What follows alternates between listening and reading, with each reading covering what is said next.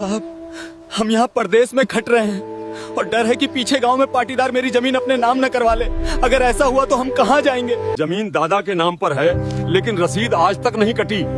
अब ये सर्वे वाले मेरा नाम चढ़ाएंगे या मेरी पुश्तैनी जमीन हाथ से निकल जाएगी? कागज असली है मेरे पास, फिर भी दबंगों ने घूस खिलाकर सर्वे में अपना नाम लिखवा लिया। अब क्या पुलिस के पास जाऊं या कोर्ट के चक्कर काटूं? कोई सुनने वाला नहीं। आगे बढ़ने से पहले डिस्क्लेमर को ध्यान से पढ़ें।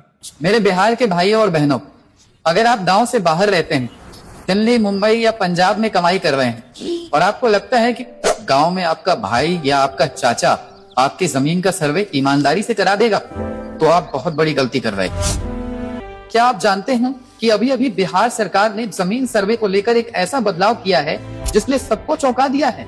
एक तरफ तो तारीख बढ़ा दी गई है, लेकिन दूसरी तरफ फर्जीवाड़े पर सख्त कार्रवाई की तैयारी भी शुरू हो चुकी है। जी हाँ, सही सुना आपने। अब सिर्फ जमीन नहीं जाएगी, बल्कि बेईमानी करने वालों पर धोखाधड़ी और जालसाजी जैसे आईपीसी सेक्शन के तहत मुकदमा हो सकता है। आज मैं आपको बिल्कुल आसान भाषा में समझाऊंगा कि भूमि सुधार से जुड़ा कौन सा नया आदेश आया है और जो नई तारीख आई है 31 दिसंबर 2026, उसका असली मतलब क्या है। अगर आपने ये वीडियो नहीं देखा तो हो सकता है आपके बाप दादा की जमीन खतरे में पड़ जाए। तो दोस्तों, मामला बहुत गंभीर है और इसमें हर दिन नई खबर आ रही है। इससे पहले कि मैं आपको उस 3 महीने वाले नए नियम के बारे में बताऊं जो जमीन खरीदने वालों के लिए आया है, आप एक छोटा सा काम कर दीजिए। जल्दी से नीचे जो लाल वाला सब्सक्राइब का बटन है उसे दबा दीजिए और घंटी भी बजा दे, क्योंकि बिहार जमीन सर्वे की एक एक खबर जो सीधे आपके फायदे की है, मैं सबसे पहले आप तक लाता हूँ। और एक सवाल का जवाब कमेंट में जरूर दीजिएगा। क्या आपके गाँव में सर्वे वाले आ गए हैं, हाँ या नहीं? अपने जिले का नाम लिखकर बताइएगा ताकि हमें पता चले कि काम कहाँ तक पहुँचा। और ये जानकारी अपने उन रिश्तेदारों को जरूर भेजिएगा जो बिहार से बाहर रहते हैं, क्योंकि सबसे ज्यादा खतरा उन्हीं को है। अब आते हैं मुख्य बात पर। अब सवाल है कि आखिर सबसे बड़ी खुशखबरी क्या है। तो आपको बता दूं कि सरकार ने आपकी परेशानी को समझ लिया है। यहाँ दिक्कत ये थी कि वेबसाइट चल नहीं रही थी, अमीन मिल नहीं रहे थे और कैसी लिपि पढ़ने वाला कोई था नहीं था। लोग 31 मार्च की तारीख को लेकर बहुत घबराए हुए थे, तो इसका समाधान अब सरकार ने निकाल दिया है। अभी के ताजा अपडेट के अनुसार बिहार में चल रहे विशेष भूमि सर्वेक्षण की समय सीमा को बढ़ाकर 31 दिसंबर 2026 कर दिया गया है। जी हाँ, आपने सही सुना, ज्यादा समय मिल गया है। लेकिन रुकिए, खुश होने से पहले इसके पीछे का कारण समझ लीजिए। मंत्री जी ने साफ कहा है कि ये समय आराम करने के लिए नहीं दिया गया। ये समय उन लोगों के लिए है जो अब तक वंशावली यानी फैमिली ट्री नहीं बना पाए थे, या जिनका आधार कार्ड और जमीन के कागजात में नाम मैच नहीं कर रहा था। नवीनतम जानकारी के लिए dlrsbihar.gov.in चेक करें। अगर आप सोच रहे हैं कि अभी तो बहुत टाइम है, बाद में देखेंगे, तो आप जाल में फंस सकते हैं, क्योंकि सर्वे की प्रक्रिया रुकी नहीं है, बस फाइनल रिपोर्ट की तारीख आगे बढ़ी है। आपका गांव अगर अभी लिस्ट में है तो काम अभी ही होगा। अब बात करते हैं उस बदलाव की जिसने बेईमानों की नींद उड़ा दी है। जैसा कि आप जानते हैं, सरकार में बड़ा बदलाव हुआ है। वरिष्ठ अधिकारी वही हैं, लेकिन नेतृत्व की टीम बदल चुकी है। अब भूमि एवं राजस्व सुधार विभाग की कमान नए विभाग प्रमुख के हाथों में है और उनके आते ही तेवर बदल गए हैं। पहले क्या होता था, आप शिकायत करते थे, सीओ साहब फाइल दबा देते थे, लेकिन अब मंत्री जी ने फास्ट ट्रैक सिस्टम लागू कर दिया है। उन्होंने स्पष्ट आदेश दिया है कि अगर कोई भी व्यक्ति, चाहे वो आपका सगा भाई हो, पाटीदार हो या कोई दबंग, फर्जी कागज लगाकर, गलत वंशावली बनाकर आपकी जमीन अपने नाम कराता पकड़ा गया, तो वो सिर्फ सिविल मामला नहीं रहेगा, अब उस पर आपराधिक मुकदमा, क्रिमिनल केस दर्ज हो सकता है। धोखाधड़ी, 420 और जालसाजी की धाराओं में मुकदमा चल सकता है। सरकार का मकसद साफ है, पारदर्शिता। ध्यान से सुनिएगा, क्योंकि वीडियो के अगले हिस्से में मैं आपको बताऊंगा कि अगर आपने अभी नई जमीन खरीदी है तो आपके लिए एक बहुत खतरनाक 3 महीने वाला नियम लागू हो गया है। अब जरा उन भाइयों की बात करते हैं तो बिहार से बाहर रोजी रोटी कमाने गए। यहाँ सबसे बड़ी समस्या भरोसे की है। मुझे रोज सैकड़ों कमेंट्स आते हैं कि सर, मैं तो लुधियाना में हूँ, मैंने बड़े भैया को बोल दिया है, वो देख लेंगे। यही वो गलती है जो ज्यादातर लोग करते हैं। आधिकारिक तौर पर भी चेतावनी दी गई है कि प्रवासियों के साथ सबसे ज्यादा धोखा हो रहा है। होता यह है कि सर्वे अधिकारी गाँव आते हैं, आपके पाटीदार या रिश्तेदार वहाँ मौजूद होते हैं। वो कहते हैं फलाने बाबू तो बाहर रहते हैं, उनका हिस्सा भी हमारे ही नाम पे चढ़ा दीजिए, हम बाद में बांट लेंगे। और बस यही खेल खत्म। एक बार सर्वे खतियान में उनका नाम चढ़ गया तो उसे सुधारने में आपकी चप्पलें घिस जाएंगी, सिविल कोर्ट के चक्कर काटते काटते 10 साल निकल जाएंगे। तो इसका तरीका क्या है? चाहे आप दुनिया के किसी भी कोने में हो, आज ही DLRS बिहार GOVIN पर जाकर अपने मौजा गांव का स्टेटस चेक करें।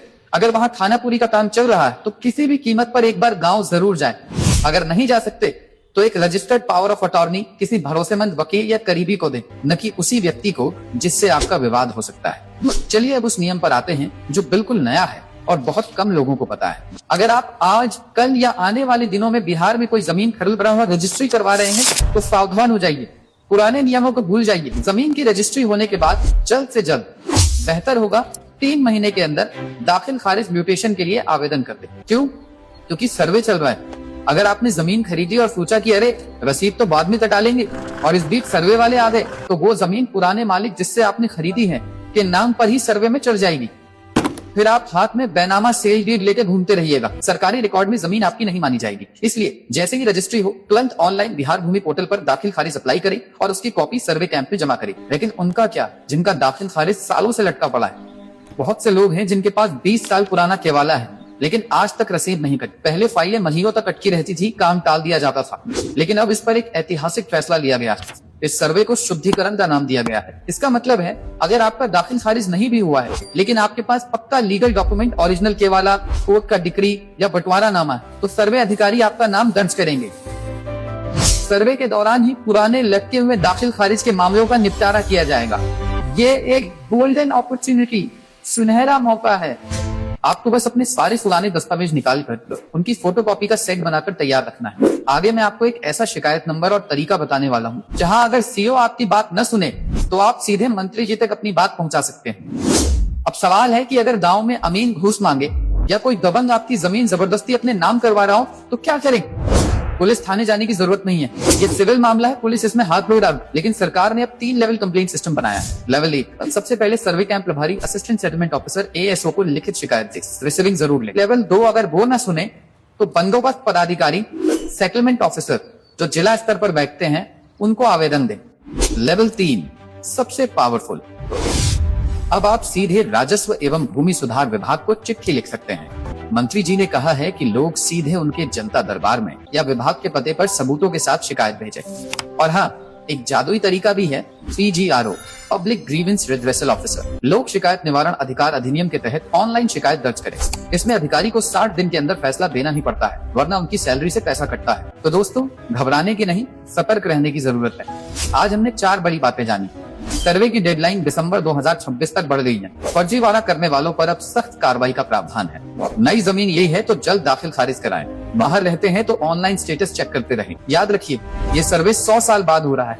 अगर आज चूक गए तो अगली 4 पीढ़ियां कोर्ट के चक्कर लगाएंगी। अपनी वंशावली, जमीन की रसीद, खतियान की नकल और आधार कार्ड, ये 4 हथियार हमेशा तैयार रखें।